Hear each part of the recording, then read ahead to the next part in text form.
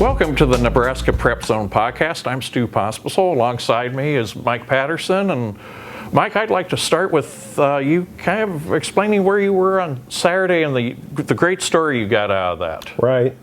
That was up at South Sioux City, Stu, and a player named Dylan Ahrens, who's been diagnosed with autism. Head coach Steve Selk, the girls' head basketball coach up there, and some of the players got the idea that Dylan's played in a reserve role, a JV capacity, but she's never played on the varsity. So they checked to see if she could play on the varsity, at least start, maybe score a basket. And that's exactly what happened up there Saturday. They were playing Roncalli. Coach Selk had to go through a lot of hoops to make sure it was okay with the NSAA, with the officials, with the opposing team, Roncalli.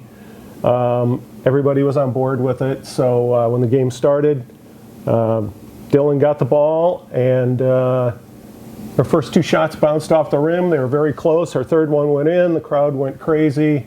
The PA guy announced her name very loudly. She had a big smile on her face. She went down the other end of the court.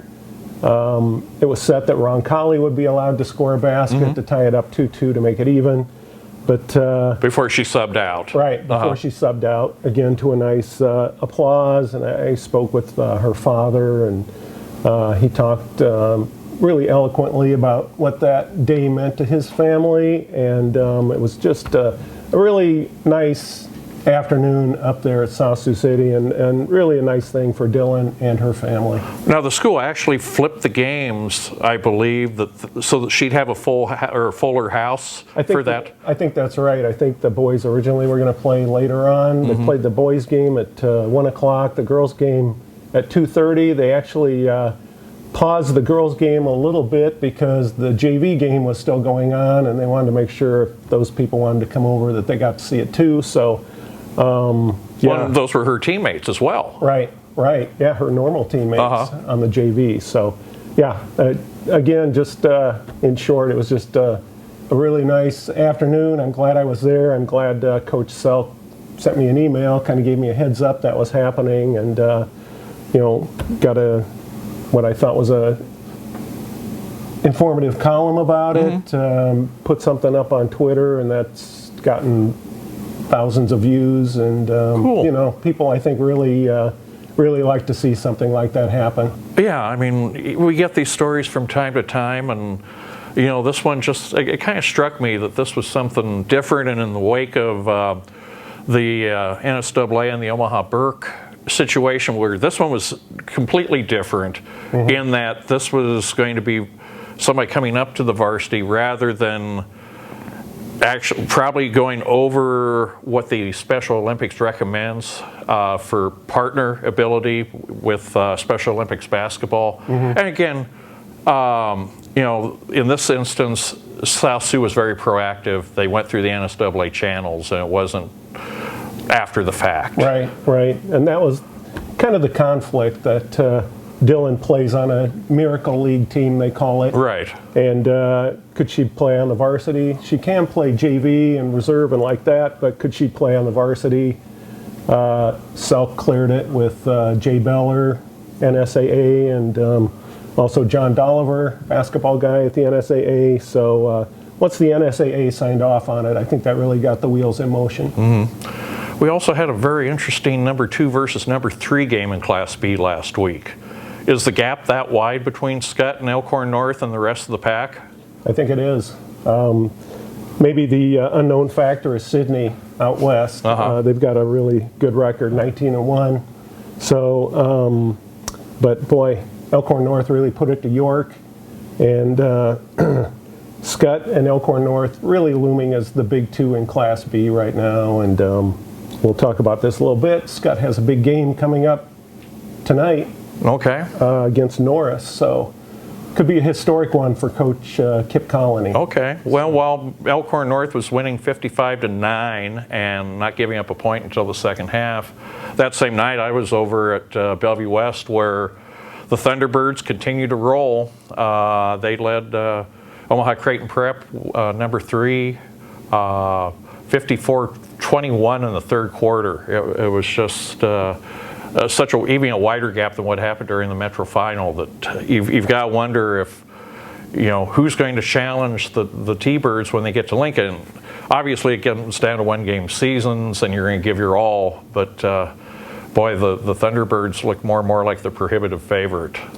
Well, we were talking about two teams in Class B girls. It really looks like one team right now in Class A boys, and then the rest of the pack. But like you said, you're never really sure what's going to happen, especially once you get down to the state tournament. But Bellevue West has pretty much put away all of its main challengers already. So we'll see what Doug Woodard and company has in store for us the next few weeks. Well, in Class B, it's kind of the same way. I feel that it's Omaha Skutt, and then it's, okay, who's going to jockey to be going against them in the state final. I moved Bennington up to number 2 this week. Bennington, as far as I can tell, had never played Omaha North before. Beat North at North, and with Crete losing to Wahoo and Platteview losing to Ralston, Bennington's back up to number 2. But honestly, if I was doing a set of ratings for below Class A, I'd probably be Skutt 1, Ogallala 2, and Wahoo 3. I think the best of Class C1 right now is better than anybody not named Skutt in Class B. Much like Bellevue West in A, it looks like Skutt and everybody else in B. I thought Platteview was going to stay with them there, but not so the last few weeks. And Skyhawks had that stumble down at Pius the 10th that one night. But and then they lost to Central, but those are two Class A teams. Right. But at this point in the season, that's something that can only make you tougher. So, Kyle Juergens does a really nice job out there at Skutt. And, boy, Skyhawks runners-up last year have that motivation too. So, again, looking really tough in Class B. How many undefeateds do you have left? Uno. I've got 3. And those would be on your side, it's Omaha Skutt, right? No. Or no, that's right, they lost. Who's the team that's out in the Panhandle? That you went to see last week, Bridgeport, in Class C2 or C1. The only remaining undefeated team in girls basketball. So Skutt was close. They lost one game in that tournament down in Arizona, the Nike Tournament of Champions. So they have not been defeated in state, but yes, they do have one loss. Okay, well, on the boys' side, we have Bellevue West, of course, Ogallala in C1, and Donovan Trumbull in C2, and lost a couple more last week in conference tournaments, or case of Maywood Hayes Center, lost to Bertrand. So, I could see, I think Bellevue West is going to run the table, Mike. I really do. They're playing Bishop Walsh this weekend, Saturday at the Heartland Hoops Classic in Grand Island. Bishop Walsh is 5-16. Now that's going against the Nike Elite League. So when you get a closed group like that, you're going to have teams win and teams not win. So how good is Bishop Walsh? I think we'll see on Saturday. Where are they from?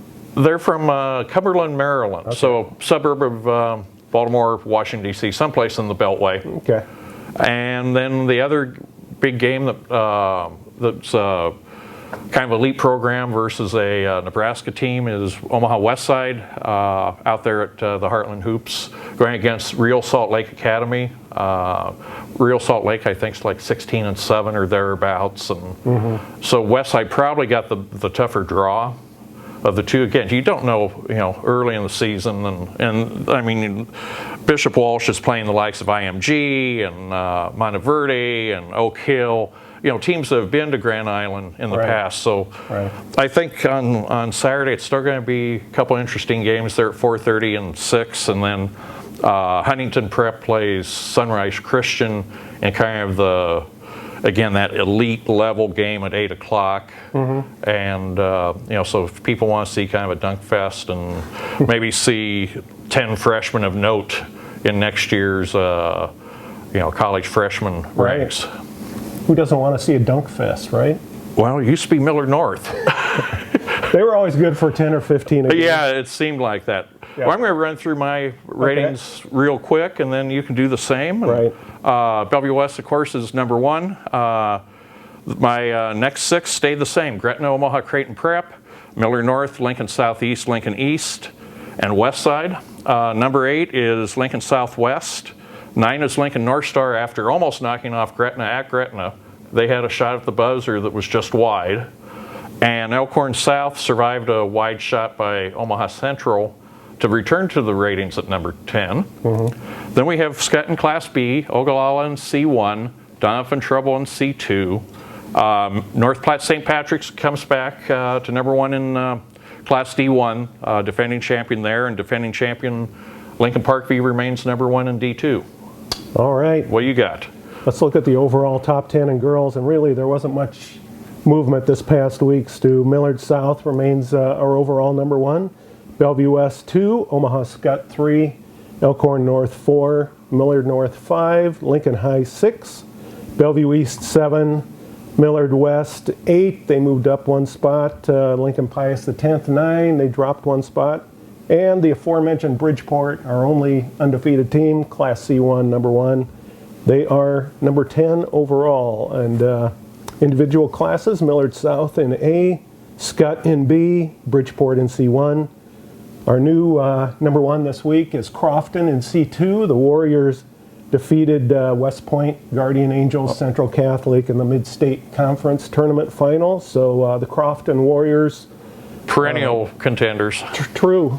New coach this year. Aaron Losing is retired, and Maggie Moon, the former Maggie Schulte, she was a really good player at Wynot. She is the first-year coach, so she's obviously doing a good job there at Crofton. Ravenna stays number 1 in D1, and Falls City Sacred Heart number 1 in Class D2. Where are you going to be this week? 2 big games I'll be at this week. Tonight's game, which is Tuesday, is Norris at Omaha Scott. That could be Kip Colony's 500th career victory. Kip, the longtime Millard West coach, now at Scott. And Friday night is the annual Battle of Bellevue. Bellevue West is at Bellevue East, so that should be a really good girls game. I'd probably give the Thunderbirds an advantage over the Chieftains and the boys. Are they playing that night? They are playing that night. Yeah. Who's the home team? The Chieftains. You know, they stand a chance in their gym. If it was the West, I'd give the home team the advantage in a lot of times in those rivalries, you're never really sure. The girls' game is probably really a toss-up. So, yeah, it's always a great atmosphere there if it's at East or West. Well, I hope the Kip Colony has better success in trying for that milestone. I just had this flashback to when Brother Wilmot at Prep was going for his 300th. Ann Simbernson, Scott Simbernsen's wife, from assistant coach at Prep at the time, baked a cake. Nice cake. Yeah. Well, they got beat that night. Should never bake a cake ahead of time. Or at least bring it out ahead of time. So this was in like the middle part of February. Prep didn't win again the rest of the season, although they were very good. She held on to that cake in the freezer for 11 months or something like that. That cake was probably getting a little stale. Yeah, Prep got the first win of the next season, but she had to have that freezer wrap on it, I guess. But well, we'll see if there's any cake tonight. So, and I'm headed on Friday to Gretna at Millard North. That'd be number 2 and number 4, and then Saturday's day-long excursion out to Grand Island for the Heartland Hoops Classic. So when we come back next week, we'll talk about the week that was and share a little bit about the state wrestling tournament, boys and girls, that starts on February 16th at CHI Health Center. So I'll give you the crib sheet to that. All right. We can touch on state bowling also. This is true. Going on this week. So. Okay, for Mike Patterson, I'm Stu Pospisil, and we'll see you the next time on the Nebraska Prep Zone podcast.